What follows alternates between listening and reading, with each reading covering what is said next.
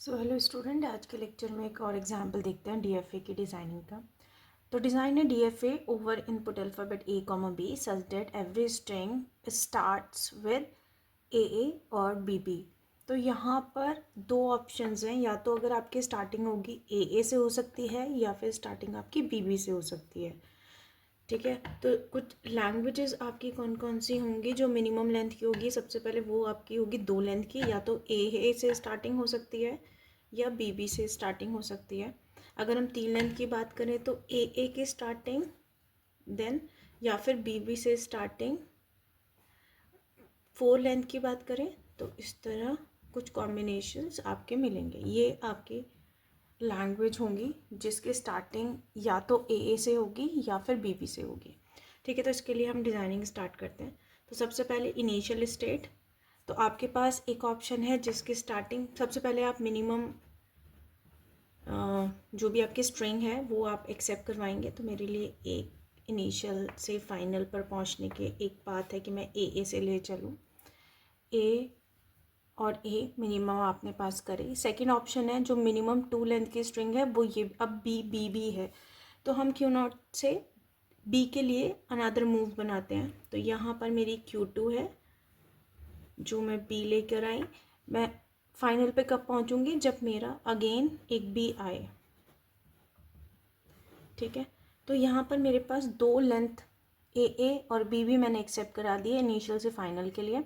अब मुझे और वैल्यूज़ देखने कि एक बार मेरी ए पर स्टार्टिंग हो गई तो मेरी एंडिंग आपकी किसी पर भी हो। ठीक है, तो यहाँ पर हम देखेंगे तो हम ऐसा कुछ बना सकते हैं कि एक बार ए पर स्टार्टिंग और ए से स्टार्टिंग हो गई तो उसके बाद आपको कुछ भी मिले कोई दिक्कत नहीं है।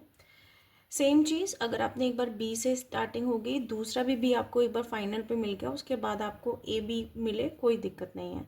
बट क्या ये कंप्लीट डीएफए है, क्योंकि आपने क्यू नॉट पर तो ए बी के लिए पाथ बना दिया बट Q1 पर बी मिसिंग है। सेम चीज़ Q2 पर ए आपने भी मिसिंग है। ठीक है, तो कंप्लीट डीएफए बनाने के लिए आपको Q1 पर बी का पाथ और Q2 पर ए के लिए पाथ आपको दिखाना होगा। अच्छा, अब क्या मैं Q1 पर बी का सेल्फ लूप लगा सकती हूँ कुछ इस तरह, येस और नो। ठीक है, हम ट्राई करते हैं। अगर मेरी स्ट्रिंग इनिशियली ए पर चली, ठीक है, अगर सेल्फ लूप चल गया तो आपकी जो स्टार्टिंग स्ट्रिंग ए होनी थी वो अब ए बी भी हो सकती है जो आपको नहीं एक्सेप्ट करानी। तो सेल्फ लूप तो कभी नहीं होगा। ठीक है, अब हम इसको बैक लेके जाएं क्या। देखो, अगर हम इसको यहाँ पर बैक लेके जाते हैं बी से, तो अगर आप बी मूव लेकर यहाँ पर आए तो अब क्या था, आपने स्टार्टिंग करी क्यू नॉट से ए पर, फिर बी लेकर आप आए क्यू नॉट पर अगेन। अब फॉर एग्जाम्पल ए ना मिलकर आपको बी की स्ट्रिंग मिल जाती तो भी आप फाइनल पे पहुँच रहे हैं।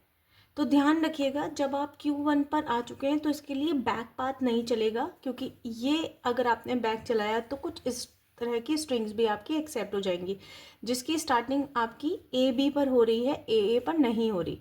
ठीक है, तो आपके पास क्या ऑप्शन है यहाँ पर, तो आपके पास क्या ऑप्शन है, ना तो आप सेल्फ लूप लगा सकते ना आप बैक ट्रैक कर सकते।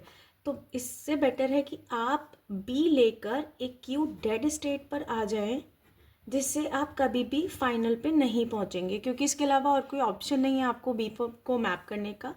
अब इस डेटा स्टेट पर भी क्योंकि आप डीएफए बना रहे हैं, ए बी की मैपिंग करनी है, तो यहाँ पर अब ए आए चाहे बी आए कोई दिक्कत नहीं, आपको डेड पे ही रहना है।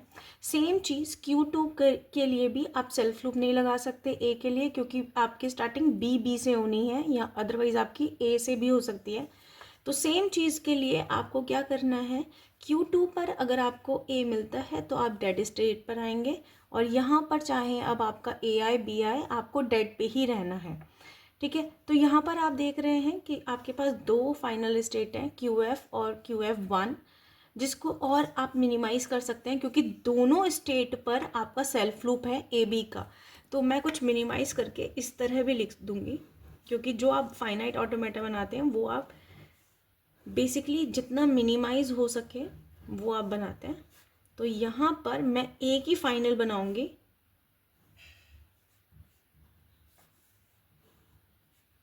क्यू डेड,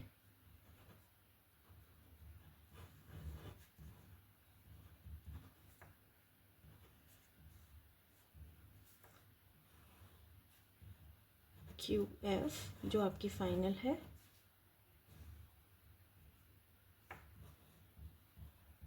ये आपका कंप्लीट डीएफए है जो आपकी स्टार्टिंग ए और बी की स्ट्रेंथ को एक्सेप्ट करेगा।